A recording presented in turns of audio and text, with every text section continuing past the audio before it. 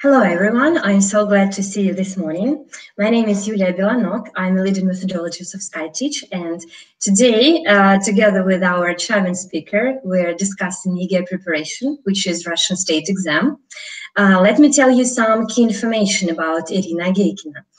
So she participated at Skyteach Festival and told us how to make exam preparation effective and at the same time really engaging.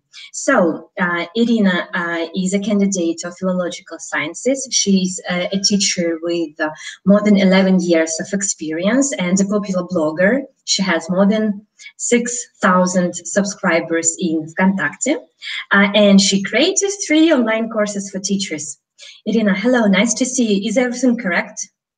Yeah, thanks a lot. It's lovely to be here with you, and I really enjoy working with the audience of Skyeng, because this experience at the last conference, it was absolutely amazing.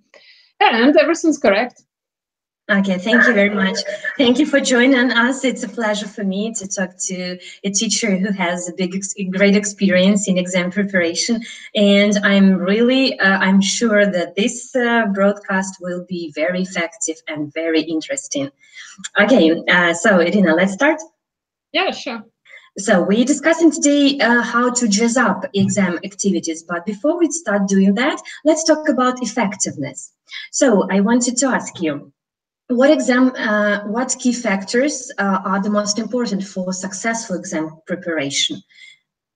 Okay, I would say that language skills is the key point here. Yeah, because if you have excellent language skills, it takes about 2 or 3 weeks just to find out more about the format. Yeah, because there are some demands which there are some rules which you have to follow. And it's nice to know what is expected at the exam, what you are supposed to do at the exam. But still, if your language skills is really excellent, there is nothing to worry about. Like I've got a student who we started our preparation like in January, and we had like only one class a week, about 60 minutes a week, and not every week, of course, because there were holidays and sometimes someone is to visit for the class. Yeah, but still, I feel like she's well prepared for exam, and I feel she feels quite confident because her language skills was excellent. And actually, I don't have to do a lot, yeah, to prepare her. And I think that whatever you do, focus on language. That is the key point, yeah. Because if vice versa, the opposite side, yeah. If you don't have great language skills, all this exam techniques, all this stuff, it won't help. Because I think that one of the most effective exam technique, it's not only about English exam. It's about every exam. You can use it with every exam. You should remember that our brain works in 2 modes. Like focused mode, when you're focused on some kind of task, yeah, and you're thinking about, for example, a usage of the verb, or you try to figure out what preposition you should use about exactly what, and you can't remember. I think everyone was in this situation, yeah, when you were focusing and you can't remember. Yeah, and this is focused mode. And there is also diffused mode, when it might be at the exam or another situation, when you just stop thinking, you stop thinking, and then you have an insight. You remembered, oh, that was this preposition, yeah. But sometimes, unfortunately, it's too late, because you just left the room, you relaxed, and you got like insight, yeah. And this is a technique which you can use whatever exam you take. I use it myself when I pass international exams, because when you are too focused on something and you can't figure out the answer, try to relax, try to skip this particular task and focus and think about something else, and your brain will think of this. Your brain will still work. Yeah. So I think this is one of the most effective. one of the most effective techniques, but everyone knows it and everyone uses it. It's not like a great discovery here, yeah. And as for ЕГЭ, there are some really, here you're supposed to know what examiners are expected you to do. But still, if you have good knowledge of English, it's not a great issue. Thank you, Irina. Very nice suggestion about relax, and breathe. Guys, by the way, you can write your questions, which you have for Irina, in our chat box, and she will answer them a bit later with great pleasure. So, Irina, you told that language skills are the most important. Have you ever had this situation when a student, for example, level of A2 pre-intermediate, comes to you 3 months before exam, and he tells you, Irina, I want 80 points. What can you tell him in this situation? Actually, I do my best to persuade him or her not to take this test. But I don't just say, okay, you're stupid, go away. I don't want to deal with you. I just give them the test, and I ask to write the test. And when you see the results of the test, you can see what you can do. And it's not like rocket science. You can see your results yourself. And most of students, most of parents, even if they are really ambitious, but still they can understand that this is impossible. And I don't just tell them that it's impossible. I give them the test, and they've got this experience, and they understand that it's not a great idea to focus on English. And maybe in this situation, a student can gain some points. Maybe I can help him to improve a little bit his results at the exam. By focusing on the oral part, which is an easy one at the ЕГЭ, on focusing, for example, on the private letter. So we can do a little bit. We can do something to improve the results a little bit, but just a little bit. And so if the student is really ambitious and they're really motivated, which happens not very often, unfortunately, so we can do something. But I'm not a fairy. Like I can't do it like this and get great results. Of course. You mentioned motivation, right? I think it's time maybe to talk about motivation, because at the festival you talked about using authentic materials at the lesson. I think it is a very good idea, because it helps you to raise students' motivation and their interest. Could you tell us a bit more about how you provide real-time context for speaking? You talked about pictures. Can you tell more about that? Because I think that not all participants watched us at the festival. And as I have already said at the festival, I was fed up with the oral part of the ЕГЭ, because it's as for me it's very artificial and very formal, because there are 2 tasks where you're supposed to describe a picture. In the task number 3, I would say it like this, you're supposed to describe a picture from your photo album to your friend. But it's not very usual for our teenagers, for our youngsters, to have photo albums, and to show them to their friends. And at the last conference, Macmillan conference, it was Verbitskaya, she is председатель экспертной комиссии or something. She was asked questions, why should our students do this? Why should they describe these pictures? And she said something like this: it's very useful skill. For example, if you go to the guided tour and someone is lost, you can describe his or her appearance. Or maybe you can give a photo and describe, I don't know. So this is a very artificial situation, and I feel really bored, and I don't feel like this is an engaging task to do for my students.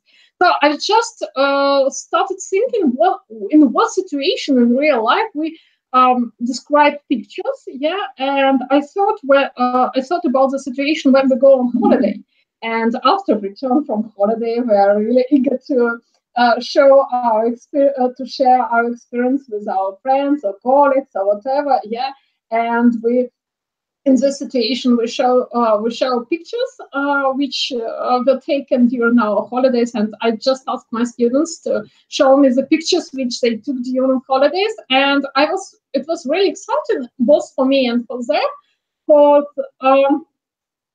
I've never seen such level of engagement. They told me stories about what did they do, how did they ride the bike. I showed some pictures at the языка conference, and I was really amazed because I've got a lot of information about my students. I knew much more about them because of this task. What is more, another task in ЕГЭ is comparison. You are supposed to compare and contrast the pictures and the same. There I used pictures from for example, from the internet shop, because it's what we quite often we do it in our real life. We just pick two items and we compare them. And we choose, for example, an outfit to go to the party. Why not to do this with students? It's very simple, and you don't need to have some great resources to use it. You can use it in your real classroom. If you don't have internet access during your class, you can just download two pictures from the internet and ask your students to imagine that they're in the internet shop, and they will be engaged. So that is it. It's all very simple, actually. Okay, but sound great anyway, So simple, but very engaging for students. I'm sure they'll like it, because I'm myself in favor of using authentic materials. That changes everything at the lesson, right? As you told, artificial or really authentic, real life. Of course, it's different. Is it possible to create this real life context not only in speaking, maybe in writing or in listening, in other skills? Possible. I think that it's not that great issue, for example, in reading or listening, because nowadays we've got lots of materials, authentic materials, very nice materials like podcasts, audiobooks, whatever you want, and you can use it for extensive reading and extensive listening, and your students develop their listening or reading skills in this way, and they develop their vocabulary, they gain a lot of useful information for this. So this is not an issue, As for the other part, it seems like it's a little bit boring.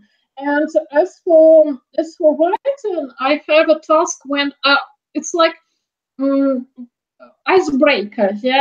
I use it not only with my ЕГЭ students, but with others as well. When I start working with a person and I want to know something about him, I write him or her a letter, in which I tell something about me, like, I'm 35, I've got a daughter who is the most beautiful girl in the world. If I write to small kids, I quite often I write that I've got a pet, or I like pizza, I like traveling, something like this, And you should in this letter, you are not supposed to show off and to show the widest range of vocabulary you can. You just simplify it for your students. And but here you should be honest, and it's what students really like. And I write them a letter, and I ask them to answer my letter, to tell something amazing about them. And in this case, I can get a lot of really fascinating information. Like, I've got a student who is a video blogger. She's got a channel at YouTube. And I know it because of this letter. And when I've got some information about the student, I can find materials which are more interested for them. But still, this is about writing skills. This is about developing their writing skills. Yeah. So first of all, they write a letter, and I don't ask them to use this format with address and all this stuff. Yeah.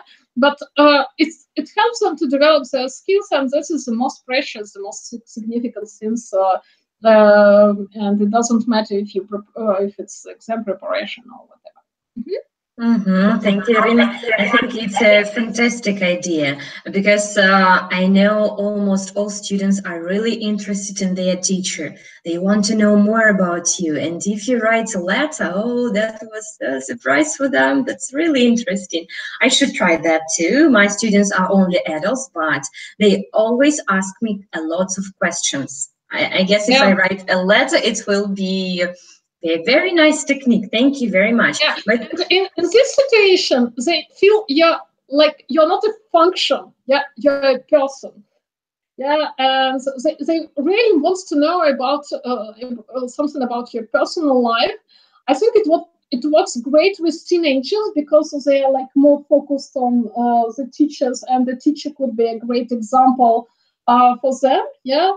But it will still work with adults because they're still curious. They want to know some facts about your personal life. Yeah, do you like what kind of pizza do you like? Yes, sure. And in addition to that, I'm surprised, but almost all my students find writing boring. No matter what I do, any pre-writing activities fun, they still find it boring. Maybe I'll try something else like a letter to them because I need to make them engaged, right? Yeah. Okay, very much. Thank you very much. Irina, which skill is the most challenging for your students in general?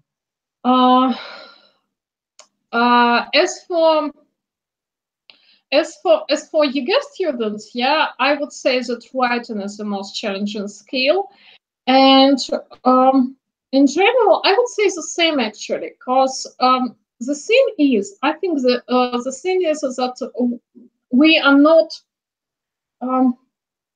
I don't know many teachers who are good at writing actually, yeah, because once I had an offline this year actually I had an online course for teachers, and it was offline course for teachers, and it was about YEGA preparation. And when I asked them, why don't you write an essay? They were like, oh, what are we supposed to do? This is for our students, not for us. Yeah, but you can't teach them if you can't do it yourself. Yeah, so I'm I'm really convinced that to make them write, you should do it yourself. Yeah, maybe passing international exams or all this. Or try to find some other ways to develop your writing skills, because when you do it yourself, you can understand your students better, and you can see all the troubles, all the issues which they have. So I forgot the question. I think that writing skills is really complicated for most of my students. Yeah. And I think that they lack this is because of the lack of the practice which they don't have at school. Yeah, if they study at ordinary school, they are supposed to write something. Yeah, but it's quite difficult for the teacher because there are too many students, too much writing to check, and all this stuff. Yeah, and with low levels, they might find it really challenging to express their opinions, and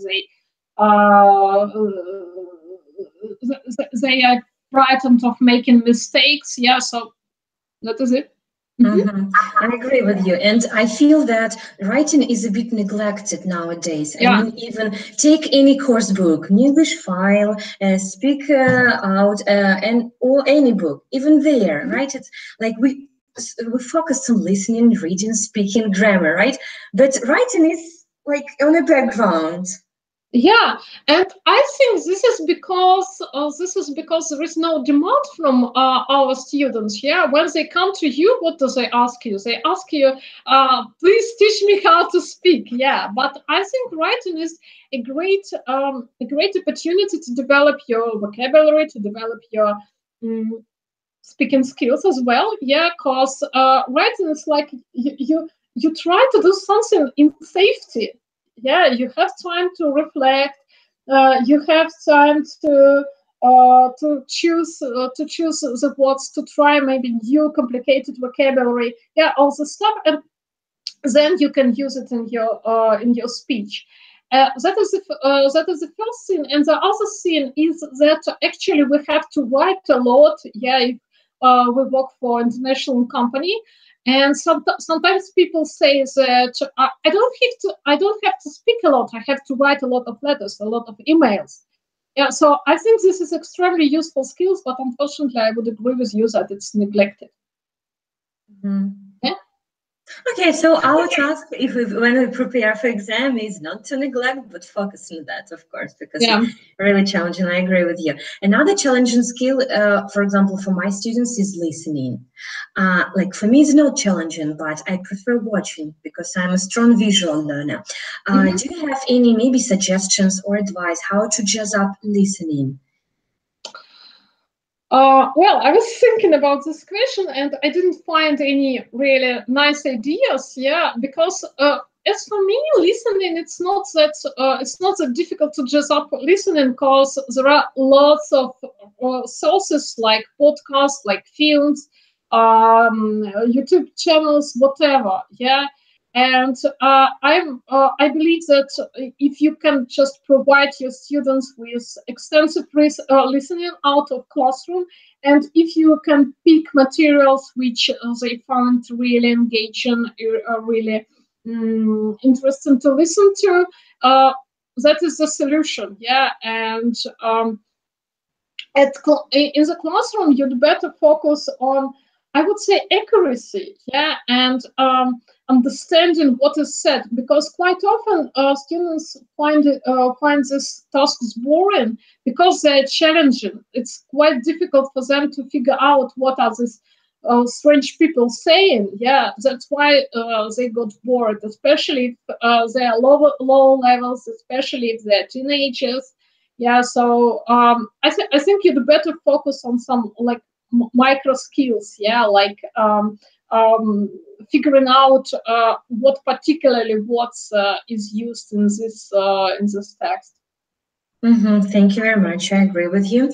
Irina, I wanted to ask you, as an expert in a gap preparation, do you recommend your student taking a mock exam? Is it worth spending money on?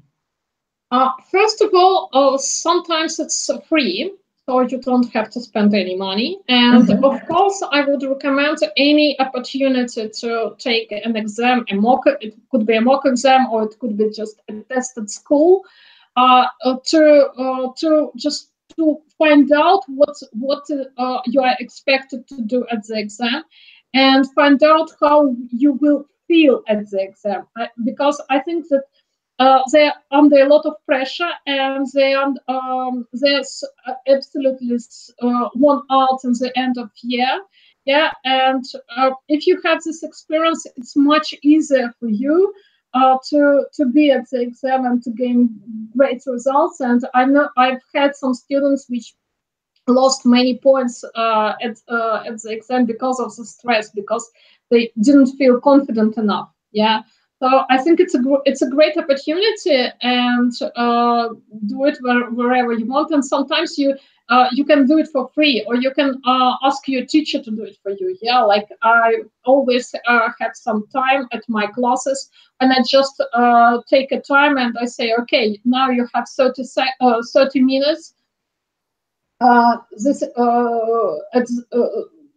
is time for I don't know, reading, yeah, or listening, because there are several parts of the exam, and I just ask them to do it with the timer, just to feel the time pressure, to feel what it's like to be at the exam. Yeah, and of course I practice a lot with timer when I prepare for oral part, because there you have only 2 minutes to speak. Yeah, and sometimes you just don't feel that my introduction is still long, or maybe I don't have time for conclusion or something like this. Yeah, so it's a great opportunity to practice. I absolutely agree. It helps them to get used to this exam, right? Okay. Guys, I wanted to ask you who are watching us, if you have any questions, please write them in the chat. Question about EGA preparation. Irina, do you have any other tips or maybe advice? Maybe I forgot to ask, or you have any other suggestions that you want to share with our viewers? I would have only one suggestion to my colleagues. Yeah, try to relax before the exam, because sometimes, I think most of the time, teachers are as worried as students. And in this situation, especially when it's your first student who passed the exam, and it feels like, oh, it's my responsibility. I've been teaching him for 3 years, and now I'm going to see the result. Yeah, but there are so many situations when we can't just have a great impact on what's going on at the exam. Yeah, because maybe your students won't sleep a night before. Yeah, he didn't have a good night's sleep and his brain doesn't work properly. Maybe he is really nervous and he can't focus. Or maybe something would happen with technique and he won't be able to hear the listening part well. And all these factors we can do nothing about it. Yeah, I would suggest to find as much information as possible about the exam. Yeah, just to be sure that that you know everything, you know what is expected of your students at the exam, and it makes you feel more confident and more relaxed. Yeah, and but here's the issue. I would say the key point is to be relaxed yourself, because when you're nervous, your students, they just feel it. Yeah, not even if you smile widely and you say, okay, everything will be okay. Don't be worried. I hate this phrase. Don't be worried before the exam. I can't not to worry at the exam. Yeah, please don't say this to your students. If you want to be worried, be worried. It helps. Yeah, recently I had a conversation with my colleague who is about to give a talk at the conference for the teachers. And she said, oh, you know, I'm really nervous. I said, okay, be nervous. Yeah, it's absolutely okay to be nervous before the talk. Yeah, and tell everyone around that you are nervous, because when you speak about this, you feel like, okay, I'm nervous. And when you have to fight with yourself all the time, yeah. It makes you more stressed and more nervous, and it doesn't help at all. Yeah. Okay. Yeah, Irina, thank you very much. Yeah, very useful. Thank you very much. To sum up your suggestions, like relax, take it easy. Yeah. Yeah. Okay. That's very good. Just 2 days of your student's life, yeah, and they after like 10 years or 20 years, they will forget about it. Yeah, they will forget about that after 2 months, not 2 years. Yeah. It's okay. Okay, Irina, and we need to be as energetic and as positive as you are. Just smile, relax, don't worry, be happy. Okay. Okay. Yeah. Let me check if we have any questions. We have them. Ksenia asks, if you have students of really different level in one group, what is your strategy? Could you repeat, please? Different levels? Right, different levels in one group. What is your strategy? What to do with the group?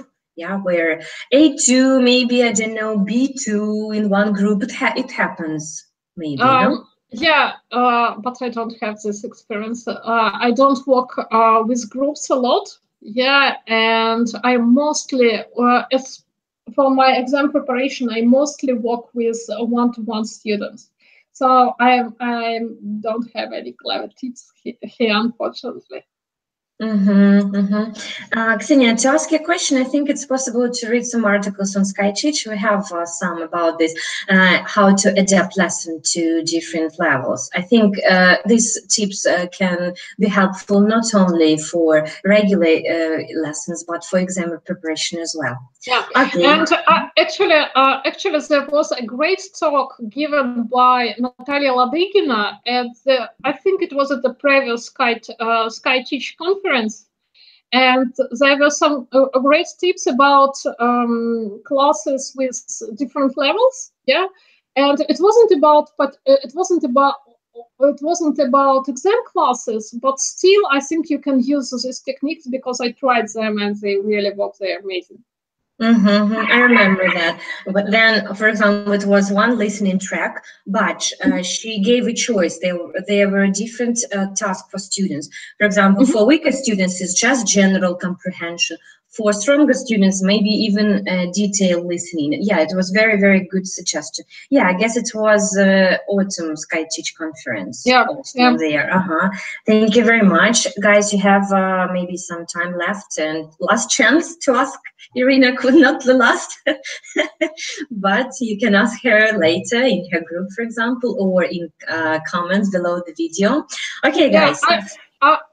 I'd be really glad to welcome everyone in my group. In Russian, it's called "Skyeng по-английскому выжить." Very encouraging name, and there are more than 6,500 people there, and so there are some really good advice which you can find there. Thank you very much, Irina. That was really useful and very interesting for me and for our viewers, for our participants. So thank you very, very much for coming. You're a very positive speaker. I'm so glad that you were here today. Guys, see you at our next broadcast. And if you want to prepare students for exam at Skyeng or maybe any other categories, you can join our team. Please find a link below the video. You can register. We provide education and support at any stages of our work. Irina, thank you very much again. I wish you to have a very nice day. See you. Goodbye. Bye. Have a nice day. Bye. Bye, everyone.